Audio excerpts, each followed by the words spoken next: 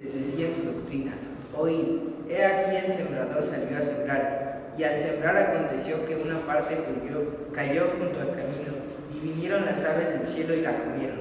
Otra parte cayó en pedregales, donde no tenía mucha tierra, y brotó pronto, porque no tenía profundidad de tierra.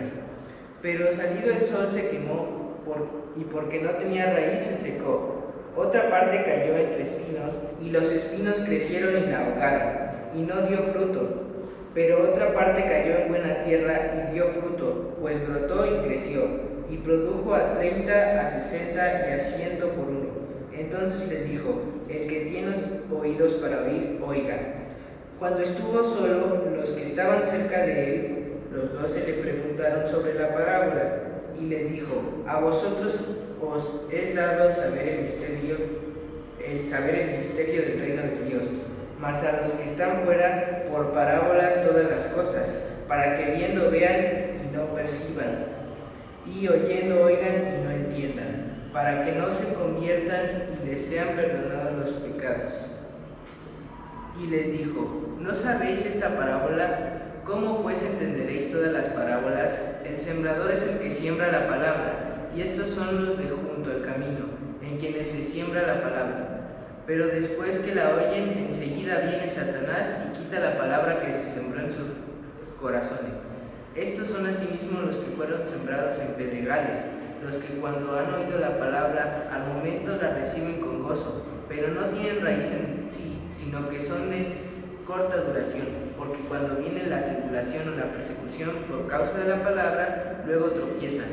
Estos son los que fueron sembrados entre espinos, los que oyen la palabra, pero los afanes de este siglo y el engaño de las riquezas y las codicias de otras cosas entran y ahogan la palabra y se hace infructuosa.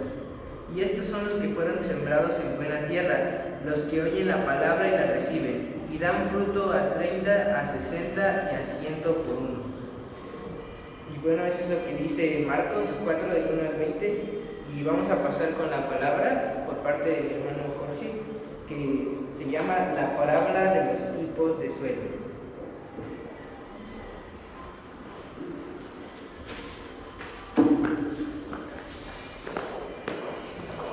Gracias a Luis Enrique. Quique, ¿verdad? Pues vamos a orar, hermanos, vamos a orar. Bendito Padre Celestial, te alabamos, Señor, y te damos gracias por tu misericordia, por tu amor, por tu cuidado, Señor, y porque en esta hora podemos estudiar tu palabra, Señor, podemos abrirla libremente. Queremos que tu Espíritu Santo nos hable, Señor, nos permita entender, Señor, las riquezas que hay, para que podamos nosotros obedecerlas, entenderlas, asimilarlas, gozarlas, Padre. Te damos gracias por todo lo que tú nos das. En el nombre de tu Hijo amado, Cristo Jesús. Amén. Pues los niños que quieran pueden pasar con la hermana Lindis.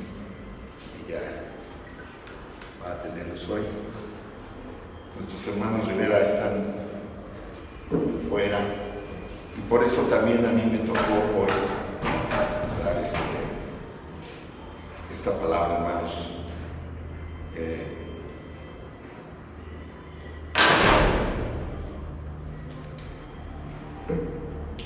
Bien, hemos estado estudiando Marcos y hoy iniciamos el capítulo 4. La vez pasada terminamos el capítulo 3 y hoy vamos a abrir nuestras Biblias. Estamos leyendo el capítulo 4. Esta parábola, esta sección de Marcos es una sección de mucha enseñanza, no es como el resto del Evangelio de Marcos, que es como si fuera una especie de noticiero de las actividades de Jesús. Aquí hay dos secciones, en Marcos 4 y Marcos 13 posteriormente, donde el Señor enseña, y es una explicación fuerte, habla sobre estas parábolas, y también hay cambios definitivos. Pudiésemos nosotros pensar que esta parábola es muy conocida y que ha sido muy predicada, y podemos extendernos también durante mucho tiempo. Se puede decir que podemos estar aquí tal vez 4, 5, 10, 15, domingos, 15 sermones, hablando solamente sobre esta parábola. Gracias a Dios también porque los miércoles hemos estudiado ya estas parábolas y esta parábola ya también la hemos estudiado. Entonces voy a tratar de que la enseñanza sea un poquito más profunda, que podamos revisar un poquito más acerca de lo que dice y tampoco extenderme, ¿no? Esta es una parábola muy importante porque nos da la visión de cómo entender las respuestas, ¿verdad?, de la gente al Evangelio. Esta parábola nos enseña, y Jesucristo quiso enseñarnos, de cómo es que la gente responde cuando uno le predica el Evangelio. Esta parábola propiamente adivina cómo la gente va a responder al Evangelio y por qué. También nosotros entendemos que como cristianos, como hijos de Dios,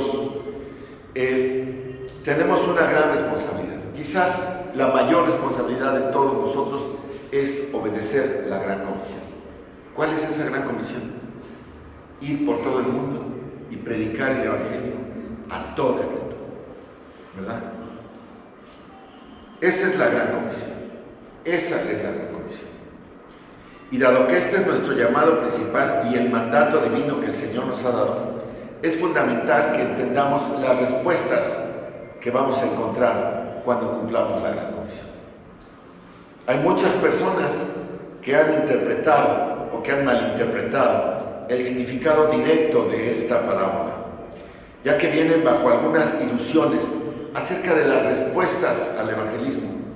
Y hay personas que piensan que si el sembrador fuera mucho más inteligente, fuera lo suficientemente agudo culturalmente, lo suficientemente inteligente, pudiera vencer la resistencia de los oyentes por su pura inteligencia y dar un resultado de conversiones masivas.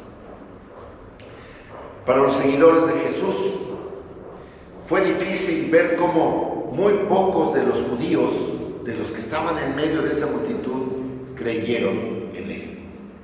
Porque recordemos que en ese momento la nación judía estaba dominada por los romanos, pero también tenían una enorme expectativa del Mesías, de la redención, y ellos estaban esperando al Mesías. Tenían una expectativa mesiánica. Sabían que la promesa de Isaías 9:6 era que el Mesías vendría, ¿verdad? Porque dice la palabra de Dios en Isaías 9:6 y 7, dice: porque un niño nos es nacido, un hijo nos es dado, y el principado sobre su hombro, y se llamará su nombre admirable, consejero, Dios fuerte, Padre eterno, príncipe de paz. Y lo dilatado de su imperio y la paz no tendrán límite sobre el trono de David y sobre su reino, disponiéndolo y confirmándolo en juicio y en justicia desde ahora y para siempre. El celo de Jehová de los ejércitos hará esto. Y ellos estaban esperando esto, estaban metidos en esta promesa, la expectativa estaba ahí, y vimos llegar la culminación de esto. Recordemos cuando Juan el Bautista anuncia que ya viene el Mesías: yo vengo, el que viene atrás de mí, y arrepentíos porque el reino de Dios está cerca. Esa era la predicación de Juan el Bautista. Y salió toda Judea, porque bautizaba a miles bautizaban en el Jordán, diciéndoles: arrepentíos porque el reino de Jehová está cerca, el reino de los cielos se acerca. Y vemos la culminación el día que Jesús entra a Jerusalén en la entrada triunfal, el domingo de Ramos, el domingo de Palmas que decimos, porque estaban todos listos para saludar a Jesús como el Hijo de David, como el Mesías, bendito el que viene en el nombre del Señor. ¿No decían así? ¿No gritaban eso? Y ciertamente Jesús lo había alentado, Jesús les había dicho que sí, porque nunca hubo nadie que pudiera negar los milagros de Jesús. Nunca negaron que Él tenía poder sobre las enfermedades. De hecho, en su ministerio dijimos que casi había erradicado, si no es que erradicó completamente la enfermedad de Israel. Nació a cientos de miles, de todos los que tenían demonios. Tenía poder sobre los demonios y sobre la muerte. La Biblia nos narra de 2 resurrecciones que cometió, que hizo. Pero hizo tal vez mucho más, no sabemos. Dice al final, creo que Lucas dice ni aún todos los libros se podían llenar de todo lo que hizo Jesús. Aquí solamente se nos narran algunos de sus milagros. Jesús podía poder leer la mente, y todo el mundo vio en él un poder que no podían resistir. Incluso con toda autoridad llegó y limpió 2 veces el templo. Sacó a todos los cambistas, a todos los malhechores, a todos los estafadores y defraudadores y negociantes malos que había ahí en el templo. Los líderes religiosos intentaron cambiar esa mentalidad diciendo que lo que él hacía, porque no podían negar los milagros, porque ahí estaban, pero decían, pues no lo hizo por Dios, lo hizo por el poder de Satanás. Eso decían estos líderes. Dijeron que era de Satanás, y la gente estaba atrapada entre creer que Jesús era el Hijo de Dios o de seguir y creerles a los líderes religiosos lo que creían, de lo que decían. Entonces la fiebre mesiánica era alta, y los que creyeron, los que rodearon a Jesús, esos pocos estaban allí. Y vimos cómo Jesús los describe al final del capítulo 3. La vez pasada dijimos que eran como mi madre y mis hermanos, los que hacen la voluntad de mi Padre. Esos que están alrededor sentados, esos son los que tienen una relación especial conmigo. Y pasa de una relación humana, materna, carnal, de hermanos, ¿verdad?, a una relación espiritual. Ellos dicen, estos son los que tienen una relación real conmigo, porque hacen la voluntad de Dios. Hacen la voluntad de Dios. ¿Y cuál es la voluntad de Dios? Según Juan 6:40 dice, y esta es la voluntad del que me ha enviado, que todo aquel que vea al Hijo y cree en Él, tenga vida eterna, y yo le resucitaré en el día postrero. Y yo le resucitaré en el día postrero. Creer en Él, esa es la voluntad de Dios. Entonces vemos que en medio de todas esas multitudes había un pequeño rebaño, había un remanente, había una manada pequeña. Él le llamó así. Los pocos que entraron por la puerta angosta y que comenzaron a recorrer el camino angosto eran tan pocos, cuando Jesús es tan inequivocadamente divino, cuando su poder es tan inequivocadamente de Dios, cuando su enseñanza es tan inequivocadamente superior a cualquier cosa que ellos habían escuchado antes, cuando su vida es tan impecablemente perfecta. Muchos no creyeron, muchos se fueron. ¿Cuál es la reacción al Evangelio? ¿Cuál es tu reacción a la proclamación del Evangelio? La parábola nos dice algunas cosas. Fíjense ustedes, los verdaderos creyentes eran este pequeño grupo, 12 apóstoles, tal vez otros más, los 70 que estaban ahí. Y al fin y al cabo, hermanos, cuando vimos después de la resurrección, les comenté, eran 500 personas a los que se les apareció Jesús en Galilea, 500 creyentes que estaban ahí en Judea, en Galilea, y 120 en Jerusalén. Lucas 13:23 dice, y alguien les dijo, fíjense ustedes lo que le pregunta a uno de sus discípulos, Lucas 13:23, dice, y alguien le dijo, Señor, ¿son tan pocos los que se salvan? Son tan pocos los que se salvan. Y lo podemos ver aquí, hermanos, somos pocos. Son tan pocos. Vean ustedes afuera cuántos fueron a la América Puebla, 6-1, por si alguien lo sabe, ¿no? ¿Cuántos estaban en el estadio? Pero ¿cuántos son los que están aquí? Son tan pocos los que se salvan. Es difícil para ellos y para nosotros entender por qué no se quedan. Si para ellos que habían llegado a creer en Jesucristo y su fe había echado raíces como la nuestra y se había convertido en algo real, porque Jesucristo es algo real en nuestras vidas, y habían entrado en el reino de Dios. Y cuando tú entras al reino de Dios y te das cuenta de quién es Jesucristo, ¿verdad? Y ves que Él es más maravilloso de lo que te dijeron, más glorioso de lo que te lo presentaron, más hermoso de lo que te pudieron platicar. Cuando ves eso en Cristo mismo, nosotros podemos decir, ¿por qué no se quedan? ¿Por qué no entienden? ¿Por qué no creen? ¿Por qué no vienen? Fíjense ustedes, Cristo mismo vio cuando varios se iban. Cristo les preguntó a sus discípulos en Juan 6, 66 a 68. Fíjense lo que dice. Desde entonces, muchos de sus discípulos se volvieron atrás y ya no andaban con él. Dijo entonces Jesús a los 12, ¿queréis acaso iros también vosotros? Le respondió Simón Pedro, Señor, ¿a quién iremos? Solo tú tienes palabras de vida eterna. Cuando entendemos lo que es Jesucristo, cuando entendemos el Evangelio, no nos queda otra. ¿A quién iremos si solo Cristo tiene palabras de vida eterna?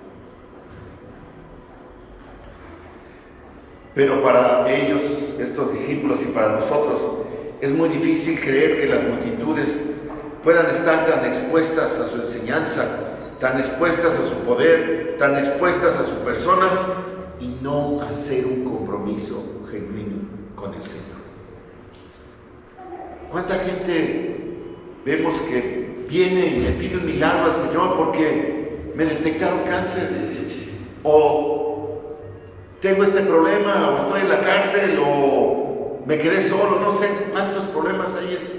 Viene y el Señor, en su misericordia, los sana, les bendice. ¿Qué pasó? ¿Dónde andan? ¿Dónde están? Ya no están. Se fueron. ¿Por qué? No hacen un compromiso genuino con Él. Hubo muchos compromisos superficiales.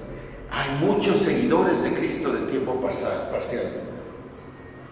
Y había en ese entonces, como lo hay hoy también. Este es el contexto de este tipo de problema cuando Jesús cuenta la parábola de los suelos, o la mal llamada parábola del sembrador. Es una parábola fundamental que debemos entender si deseamos entender por qué las personas responden como responden al Evangelio. Y no es principalmente, como les dije, una parábola sobre un sembrador, porque no se dice nada casi sobre el sembrador. Y tampoco es una parábola sobre la semilla, porque no se dice casi nada de la semilla, porque solo se hace una declaración sobre la semilla. Es una parábola sobre los tipos de suelo donde la semilla cae.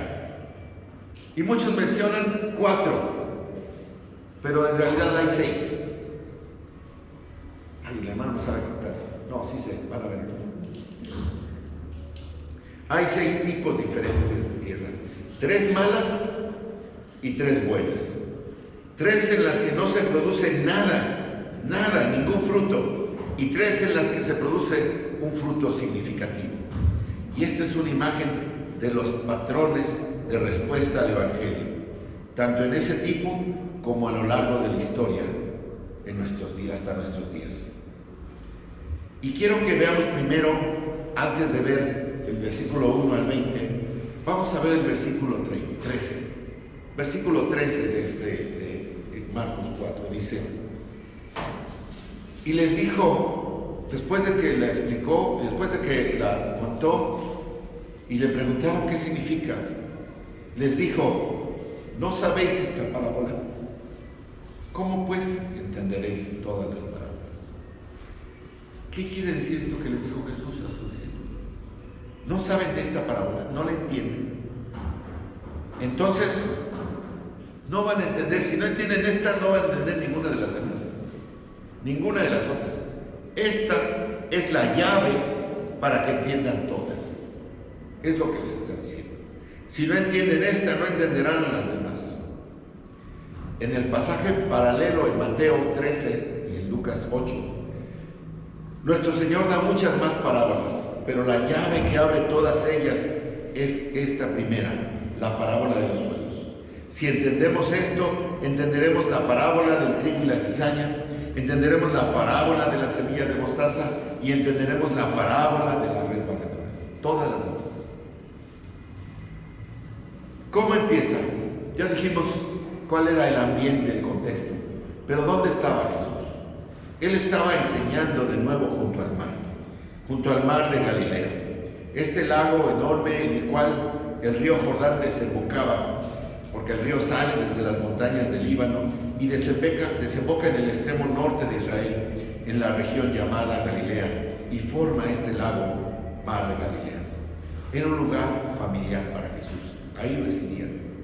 Y nuevamente vemos aquí en el versículo 1 que se reunió una multitud como la que estaba en el anterior. Lo estaban siguiendo. Dijimos que lo apretaban, que lo apretujaban, que eran tantos que no lo dejaban ni comer.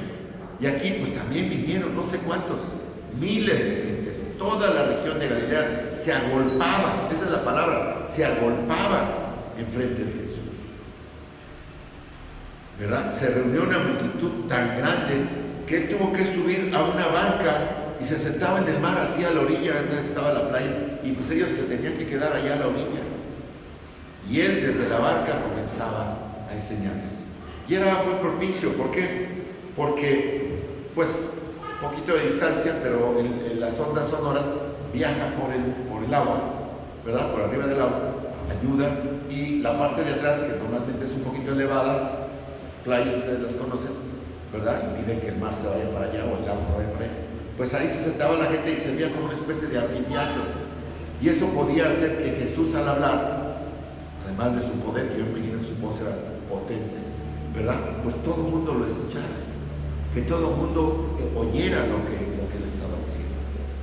Entonces le ayudaba a ser escuchado, pero además se libraba del apretamiento y de todo el alboroto que se ocasionaba. Y en esta ocasión dice la palabra de Dios que les estaba enseñando muchas cosas en parábolas. Marcos 3:23 dice, y habiéndolos llamado, les hablaba en parábolas, les decía las parábolas. Parábola, dijimos, simplemente significa parabolé en griego, es ir al lado, paralelo. Significa colocar una cosa junto a otra para comparar. Una cosa junto a otra para comparar, ¿verdad? Es simplemente una forma de hacer una comparación. Te estoy dando una verdad espiritual y para ayudarte a comprender esa verdad espiritual, te voy a decir algo para que compares con ella. Por ejemplo, Marcos 3, 23 y 24 dice, y habiéndolos llamados les decía en parábolas, ¿cómo puede Satanás echar fuera a Satanás? Si un reino está dividido contra sí mismo, tal reino no puede permanecer. ¿Ven ustedes ahí la parábola? Dice, ¿cómo puede Satanás echar fuera a Satanás? Esa es la verdad espiritual. Y la parábola es, si un reino está dividido contra sí mismo, tal reino no puede permanecer. Sencillísima parábola, muy simple. Hay parábolas mucho más complejas, con mucho más enseñanzas, como la de los dos hijos, ¿no? La del hijo pródigo, por ejemplo. Entonces, pero esa es una comparación. Entonces, lo que es una parábola es cualquier tipo de analogía, cualquier tipo de ilustración, cualquier tipo de comparación que pudiera hacerse con una verdad espiritual para entenderla. Y dijimos que las parábolas no usan personajes reales, siempre son cosas ficticias o que no tienen una participación personal de alguien. Hay parábolas en el Antiguo Testamento. Por ejemplo, mi parábola favorita del Antiguo Testamento es cuando David acaba de pecar con Betsabé. Había pecado en contra de Urías, básicamente lo había mandado matar y había tomado a su esposa y después de cometer adulterio la regresa. Pero viene el profeta Natán a David y le dice, David, déjame contarte una historia, una parábola. Y le cuenta la parábola de un hombre que tenía muchas ovejas, era y un pobre que tenía una sola oveja. Y este hombre rico que tenía muchas ovejas no quería usar ninguna de las suyas, y entonces le arrebata y le roba su oveja, la única, al pobre. Y David se enciende de coraje y de ira y de indignación y dice: ese hombre debería ser muerto. Y Natán le dije: pues ese hombre eres tú. Bolas.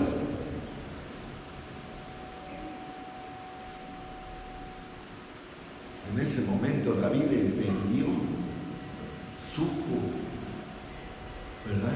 ¿Y qué hizo? Rompió sus vestidos. Rompió sus vestidos. Esa fue una parábola. Jesús pues usó parábolas y analogías, ilustraciones todo el tiempo. Acabamos de estudiarlas, gracias a Dios. La mayoría está en Mateo y en Lucas. Hay unas pocas en Marcos que se repiten, y curiosamente no hay ninguna en Juan. Juan no tiene parábolas. Pero la única forma en que una parábola va a ser realmente efectiva es si se explica, si es simple. Las parábolas de Jesús son historias simples que están destinadas a ser puestas junto a una verdad espiritual para hacer que esa verdad espiritual sea más comprensible. Sin embargo, si no sabes lo que ilustran, si no te lo explican, para ti va a ser una adivinanza, un acertijo, una ilustración sin conocimiento de lo que realmente quiere decir. Entonces, una parábola tiene que ser explicada. La misma parábola es una oportunidad para aclarar, pero también una oportunidad para oscurecer. Si no se explica, pues ahí se van yendo rascándose la cabeza a ver qué quiso decir esto. Y se van peor de cómo llegaron. Son una obra de juicio. Hermanos, las parábolas actúan de dos maneras. Están diseñadas para revelar y para ocultar.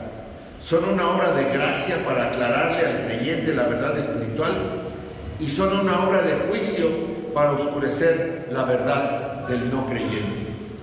Cuando Jesús contó una parábola, por un lado a los que creyeron, fue una revelación de gracia para aclarar la verdad espiritual. En cambio, a los que no creían, fue un acto de juicio para ocultarles la verdad. Y aquí es muy importante, hermanos, porque ahora Jesús cambia su actitud. Ya había estado trabajando un año en Judea y ahora más de un año en Galilea, y la gente estaba por miles, lo seguían, ¿verdad? Pero había muchos que no creían. Y entonces el Señor cambia su actitud y empieza a ocultarles la verdad. Ahora ocultar la verdad se vuelve tan importante para Jesús como revelarla. ¿Por qué? Porque, como les dije, ha estado tiempo suficiente. Tuvo un ministerio en Judea, en Galilea, durante más de 2 años ya. Todos los días, en cada pueblo y de aldea, hablaba. La verdad era revelada. El mensaje del reino había salido. La prueba había sido completada. Y al igual que los líderes que están concluyendo que él hace lo que hace por el poder de Satanás, hay personas que bajo la influencia de estos líderes compraron eso y fueron atraídos por otras cosas que no era Jesús. Pero sabemos que no estaban respondiendo a Cristo con fe. Y ahora es el momento en que Jesús decide sellar el juicio y decirle: ¿no quieren entender? Pues ahora les voy a dar en parábolas y no se las voy a explicar. Génesis 6:3 dice: ¿por qué dice Jesús esto? Porque es el carácter de Dios, hermanos.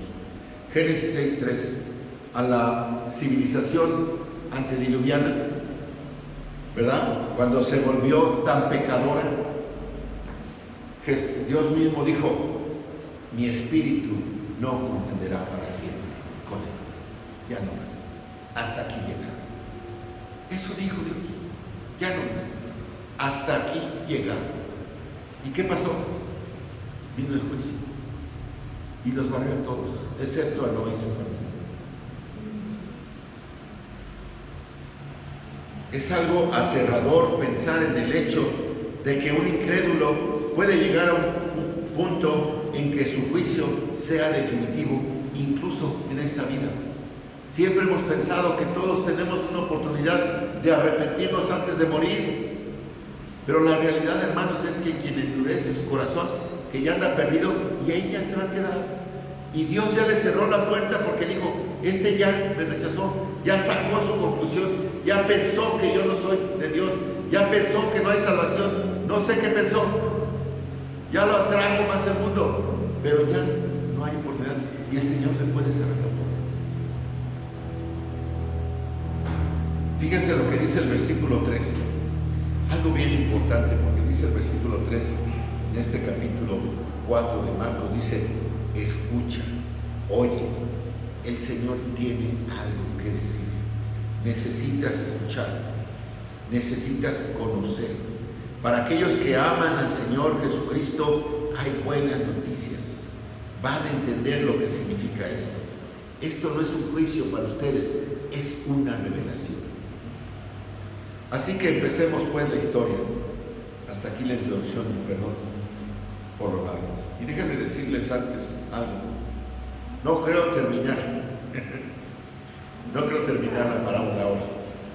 Así que le voy a pedir a mi hermano Edgar que me permita continuar el próximo para poder avanzar.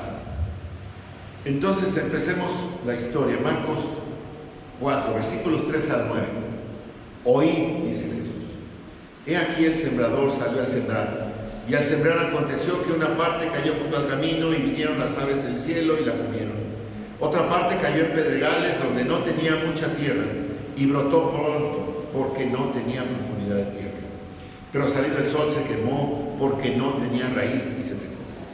Otra parte cayó entre espinos y los espinos crecieron y la ahogaron y no dio fruto, porque otra parte cayó en buena tierra y dio fruto, pues brotó y creció y produjo a 30, a 60, a 100 por uno. Y entonces les dijo: el que tiene oídos para oír, oiga. Hasta aquí estaba hablando a toda la multitud.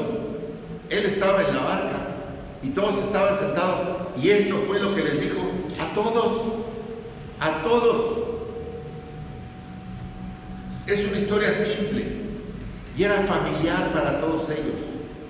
Seguramente cuando ellos dijeron el sembrador salió a sembrar, ellos sabían de qué se trataba, porque nada más volteabas y en las orillas del lago había mucha tierra de cultivo, porque estaba el agua cerca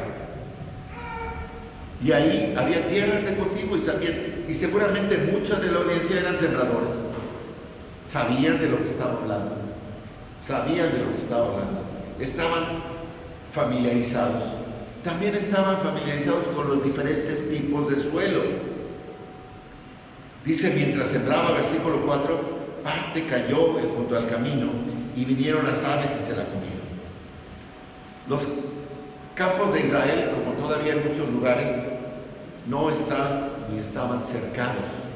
No había vallas, ni de púas, ni de nada. No estaban cercados, eran campos abiertos totalmente. Y había caminos en medio de los campos, ¿verdad? Digamos que estaban bordeando sus campos. Había caminos de 1 metro de ancho tal vez, y así se atravesaba el campo, un sembradío por acá y otro por acá, y yo atravesaba por ahí medio, y así es como viajaba la gente de un lugar a otro, caminando entre los campos de un pueblo a otro. Estos caminos eran accesibles para cualquier viajero. De hecho, era el tipo de camino en el cual el Señor estaba recorriendo con sus discípulos aquel sábado en el capítulo 2, ¿se acuerdan que platicamos? Cuando recogieron un poco de grano y comían de ese grano que estaba ahí, y los fariseos los acusaron de violar el sábado. Los caminos estaban secos, estaban áridos, duros, porque los pisaban como el pavimento. Entonces los pies de quienes caminaban lo endurecían más. Eran lugares áridos donde el sol pegaba directo, y las semillas que cayeron en los caminos tenían nulas posibilidades de producir algo. Simplemente no penetraban la tierra. Punto. Además, las aves podían llegar básicamente porque además las aves saben, y ellos sabían, y son un problema para todos los agricultores. Por eso existen los espantapájaros, porque las aves se comen las semillas. Entonces, las aves se podían comer fácilmente, libremente, todo lo que caía en los caminos. Los pájaros siguen a los que siembran las semillas. Y ustedes van sembrando y los pájaros van atrás.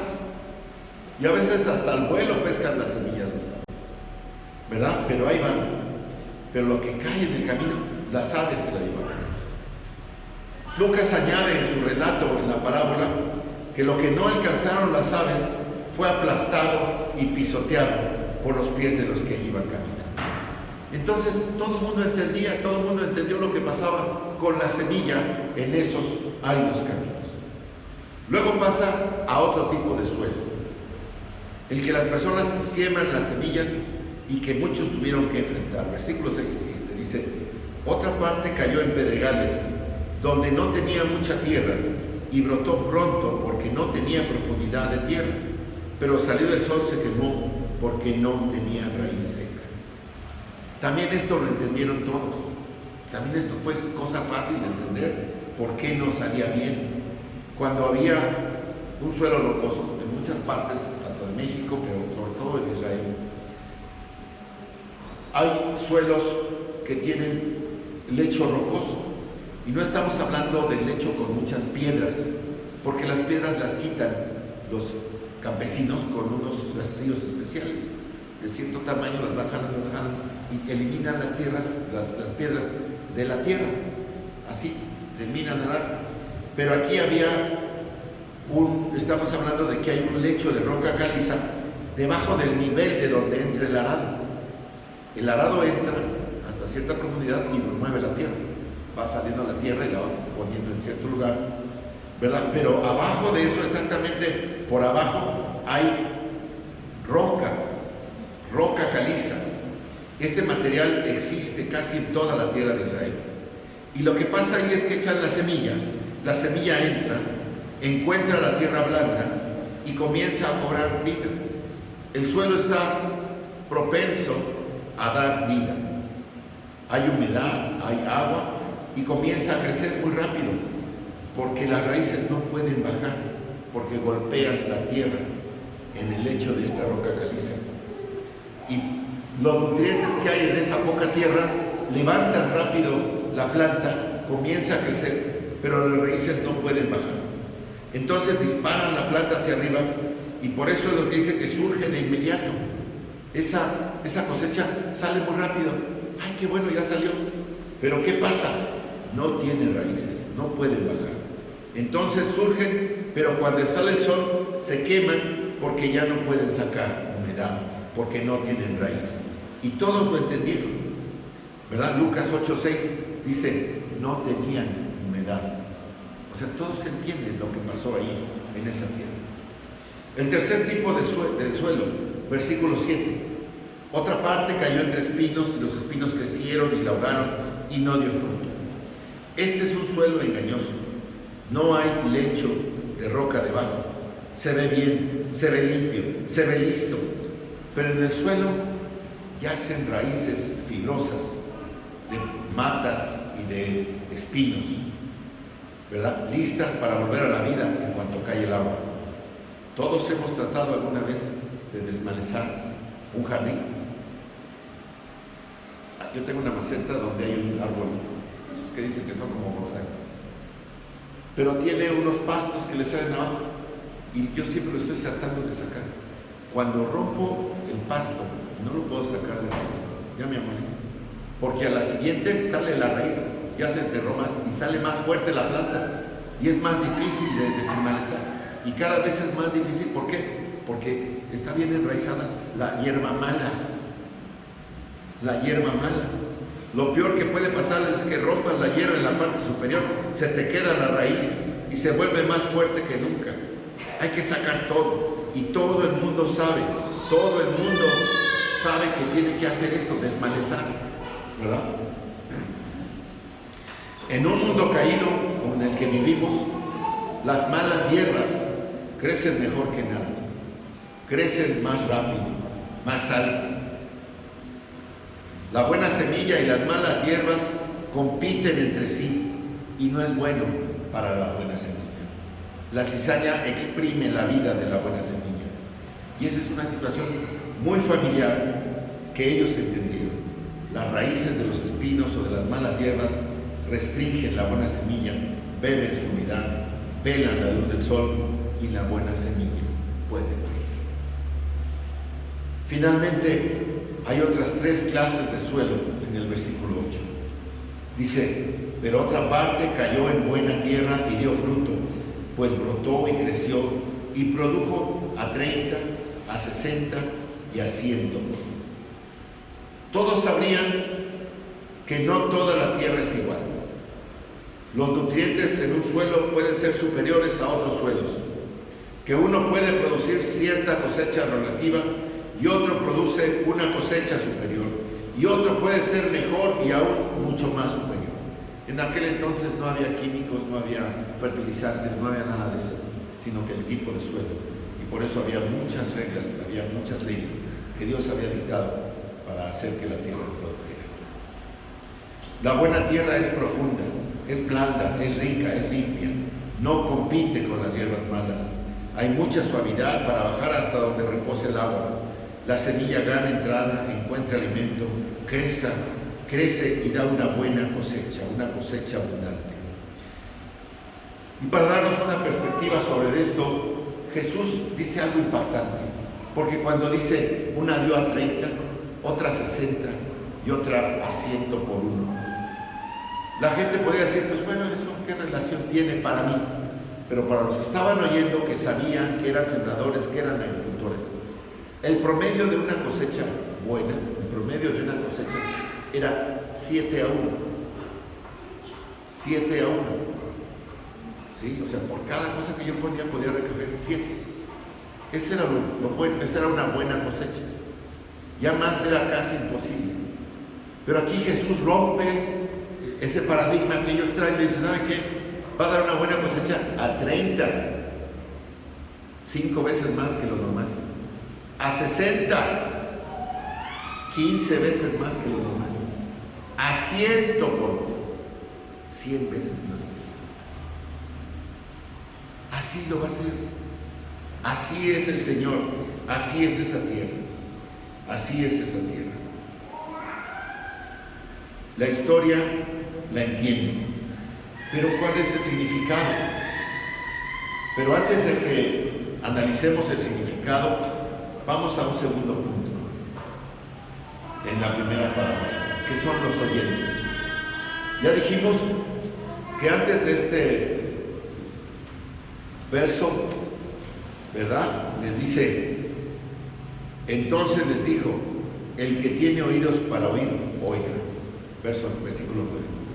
Esta frase aparece 8 veces en el Nuevo Testamento y un par de veces en el Antiguo Testamento, en Deuteronomio 29:4 y Ezequiel 12:2.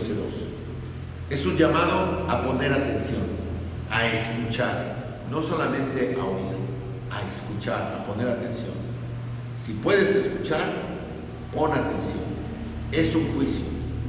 No todos quieren escuchar, no todos pueden escuchar, pero a ti que puedes, escucha.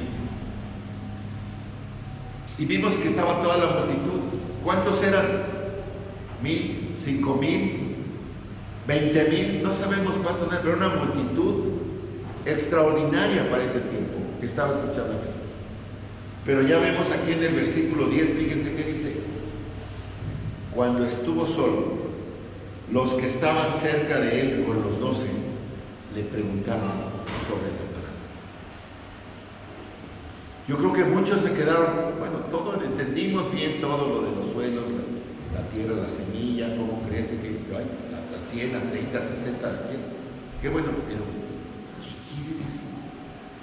¿Qué nos está tratando de decir el maestro? ¿Qué quiere Jesús decir? Y ya que se fueron, no sabemos cuánto tiempo pasó. No sabemos cuánto tiempo pasó en este intervalo, pero pues algo, porque seguramente despidió a todos, ¿verdad? A veces nosotros decimos que aquí la chorcha dura más que el culto. ¿verdad? Porque nos tardamos en despedir y todo eso, pero no, ¿verdad? Pues no sé cuánto haya tardado la chorcha después de que el Señor habló ahí, pero se fueron todos y se quedaron solamente los que estaban cerca de Él, ¿verdad? Esos que eran su madre y sus hermanos, esos que obedecían, esos que se comprometieron, esos poquitos estaban cerca de Él.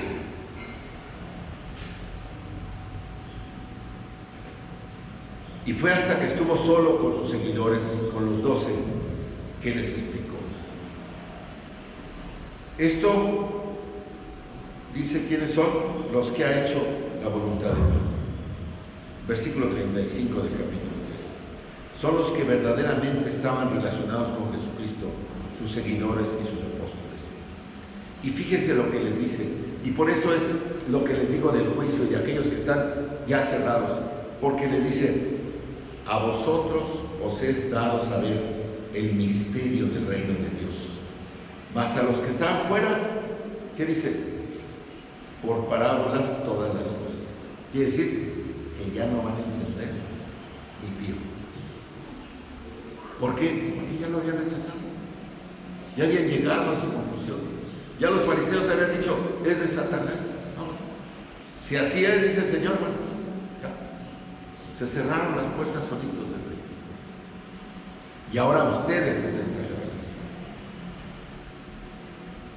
Podría agregar parábolas inexplicables, pero se van a ir rascando la cabeza, porque no van a recibir ninguna revelación, porque han rechazado la revelación que ya recibieron.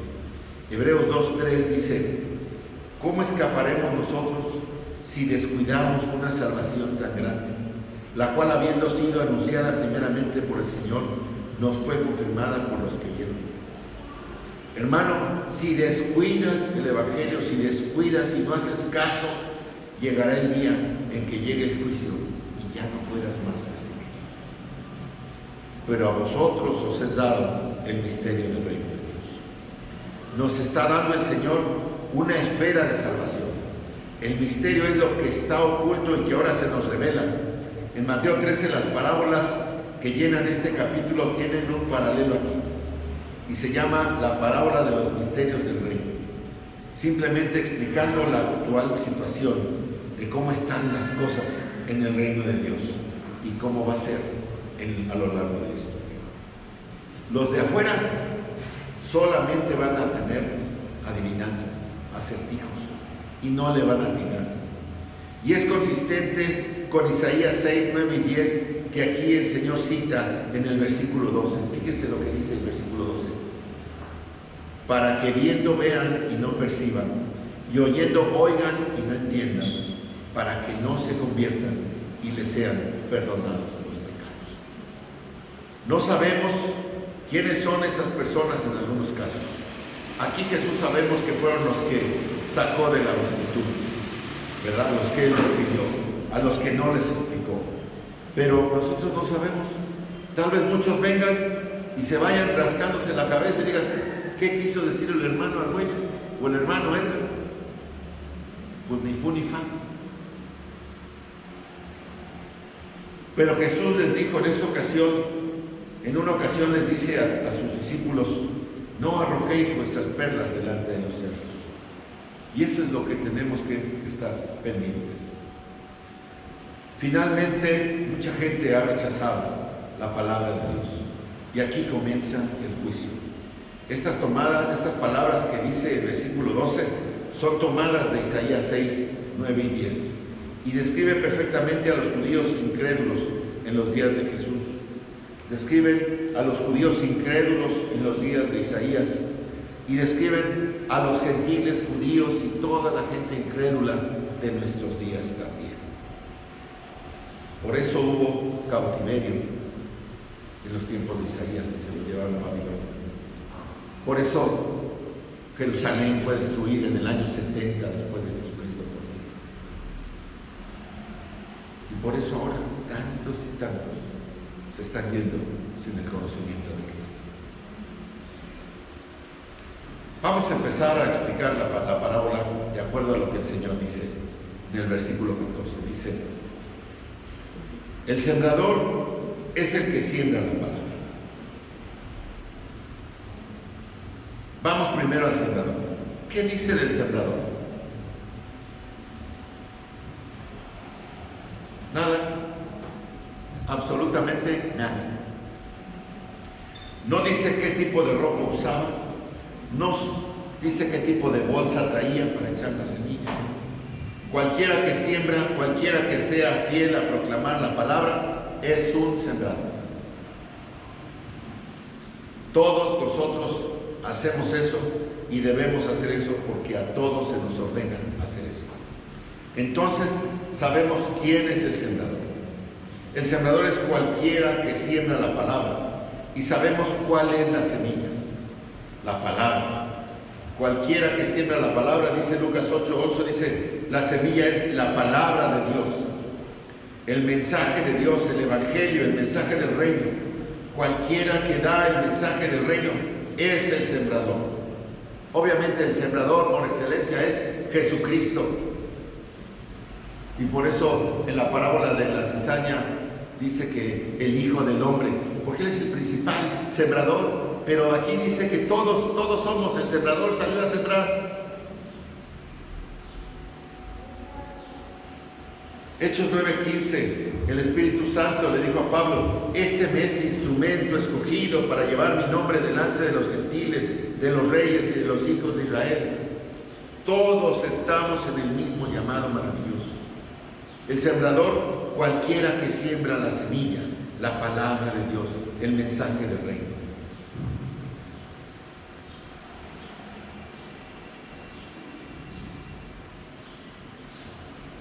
Ahora bien, la semilla ha sido creada por Dios, inspirada por el Espíritu Santo, puesta por escrito en la Biblia, implantada aquí. Hermanos, no se puede producir una semilla sintética. Solo Dios puede crear la semilla que da vida. La verdad es la vida. Eres engendrado de nuevo por la palabra de verdad, la palabra de verdad que da vida. Y así proclamamos la palabra, que es nuestro llamado. Y esperamos y esperemos respuestas positivas y respuestas negativas. Aquí nos quedamos en el mundo. Cada generación de cristianos, una tras otra, somos sembradores hasta que venga el Señor, con esta responsabilidad de anunciar el Evangelio hasta los confines de la tierra. Y muchas veces la iglesia y nosotros podemos sentirnos muy frustrados, muy frustrados. Para muchos cristianos el esfuerzo parece decepcionante, abrumador, desalentador, e incluso llegamos al punto en que nos damos por vencidos. Tal vez sea porque no entendemos realmente lo que nos dice esta parábola. Y hoy cuando veía que empezamos el culto 3 personas, yo decía, Señor, pues ¿qué me estás queriendo decir con esto? Pues sí se desalienta uno. Pero no, hermanos, así es. ¿Cuál es el problema? Damos el Evangelio, ¿verdad? Y se rechaza, o se recibe superficialmente, o se recibe temporalmente. Hay esfuerzos de este dilema para tratar de solucionar. ¿Cuál es el problema? ¿Por qué este tipo de respuesta es tan consistentemente cierto? ¿Por qué el estado de ánimo evangélico contemporáneo día, dicen muchos, es mi culpa, es nuestra culpa, la culpa es de nosotros? Porque no estamos haciendo clic con los chavos, porque no estamos fuera de su cultura, estamos fuera de contacto con ellos, estamos fuera de contactos con el estilo, estamos fuera de contactos con la psicología de cómo piensa la gente, o de la psicología de las masas y de las técnicas modernas de ventas, o de la psicología que se tiene que usar para vencer la resistencia de los consumidores. Estamos fuera de contacto con el pensamiento popular. No estamos conectando con la gente. Es la pregunta que muchos evangelistas y muchas iglesias se hacen. Pensamos que somos sembradores realmente ineptos. Y muchas veces decimos que la semilla es ofensiva para el pecador. Es que ¿cómo le voy a decir que está en pecado, que está en adulterio? ¿Cómo le voy a decir que está diciendo mentiras? No, hay que se lo diga el Espíritu. No. ¿Cómo le voy a decir diciendo que está mal lo que está haciendo? Hermanos, hoy muchos quieren llenar sus auditorios con 20,000 asientos. ¿Y qué es lo que hacen? Tienen que presentar un mensaje que no sea el evangelio real. Y tratan de disfrazar el infierno. Tratan de dar un mensaje que no sea del infierno, que no sea de condenación, que no sea de juicio, que no sea de arrepentimiento. Y quieren hablar cosas para atraer a las personas en el nivel de sus propios deseos. ¿Qué es lo que les atrae? Las películas de acción. ¿Qué es lo que les atrae? Pues los grupos de rock.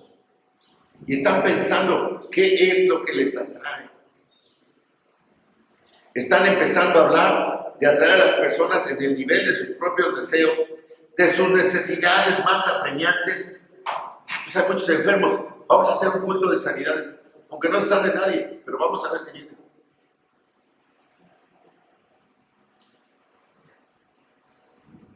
Están tratando de atraer a la gente para llenar sus anhelos personales. Y dicen que necesitan un mensaje más aceptable, que necesitan comprender más la cultura. En otras palabras, en el lenguaje de la parábola, muchos cristianos creen que el problema es con el sembrador y probablemente es con la semilla. En el caso del sembrador, pues a lo mejor el sembrador necesita un nuevo guardarropa. Necesita ponerse fit. Necesita ponerse una camisa blanca brillante que tenga una calavera en la espalda y unos jeans con agujeros en las rodillas. Tal vez algunos tatuajes en los brazos. Pero ¿qué tal si necesita una bolsa de semillas Carolina Herrera o Christian Dior o Hermes o Dolce & Gabbana, que cuestan más de 50,000 pesos en el Palacio de Hierro, una bolsita de tamaño?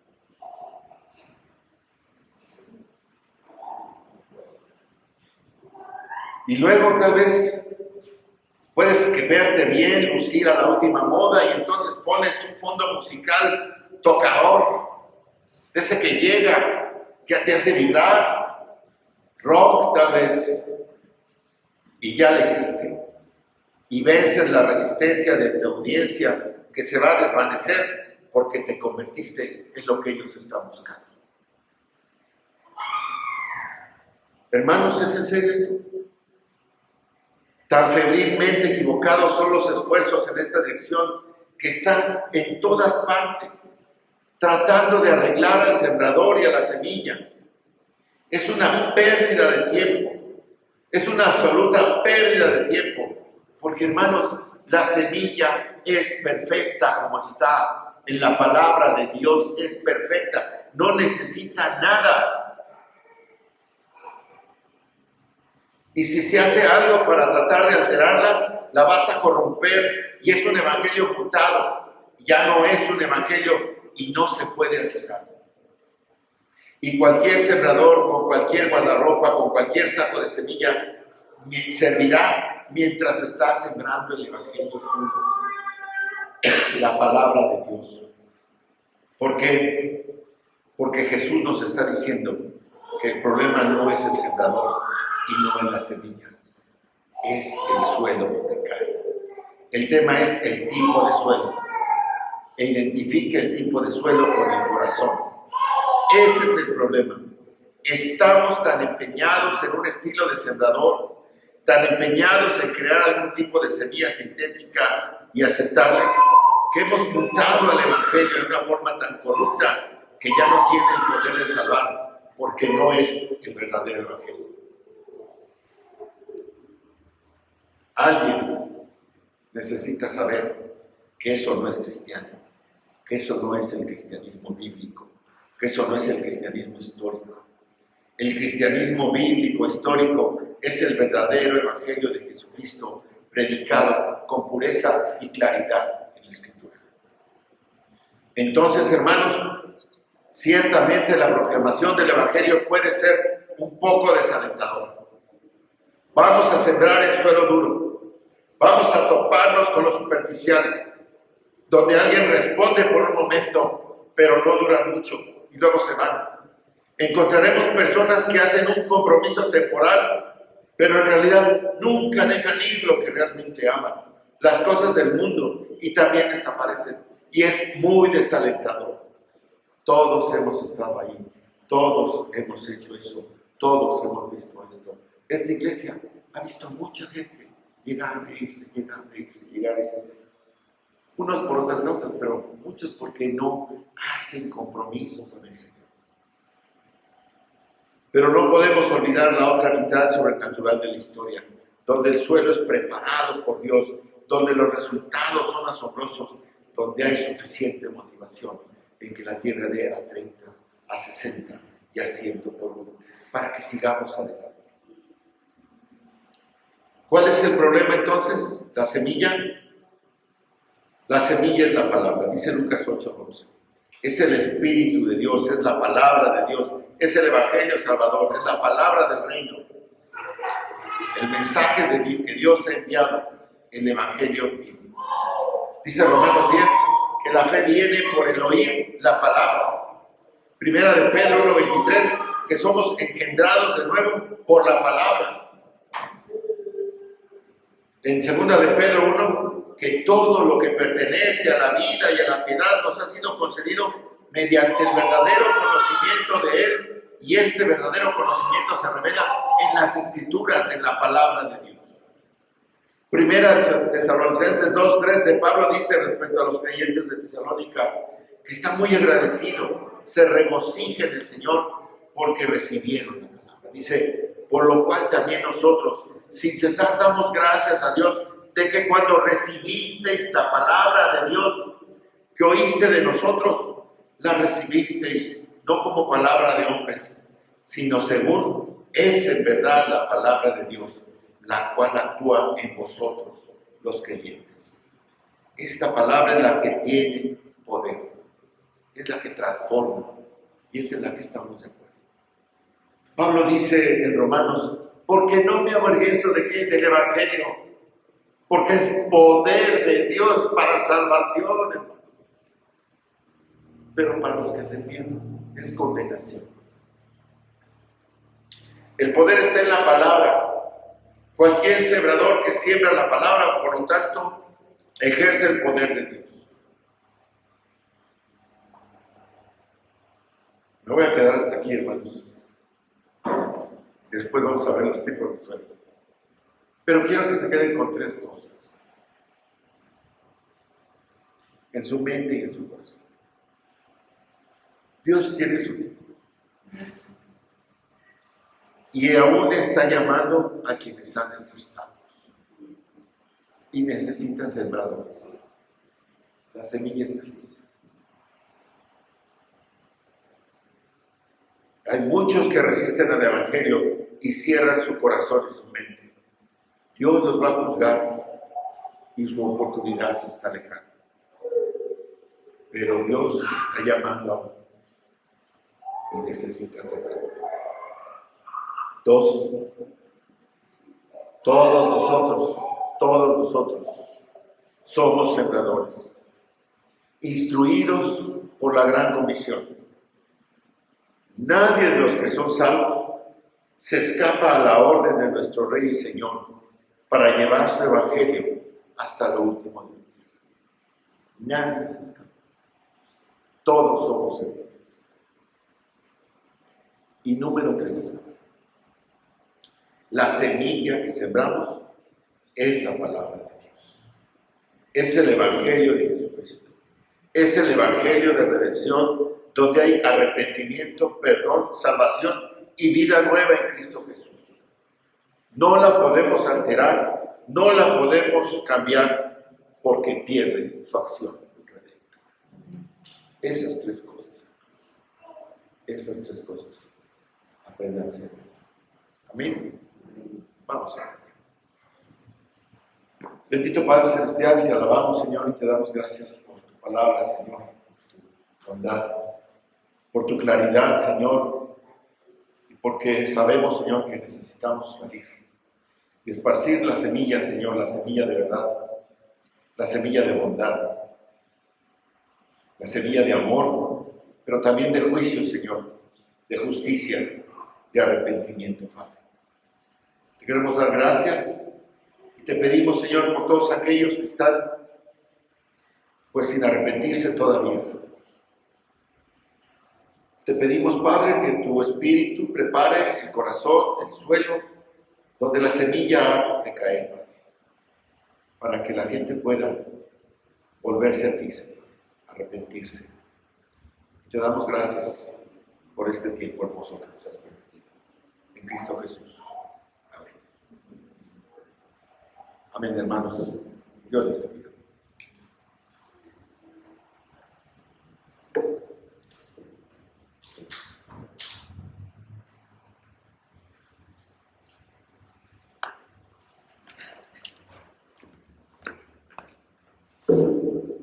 Bueno, hermanos, gracias a nuestro hermano Jorge.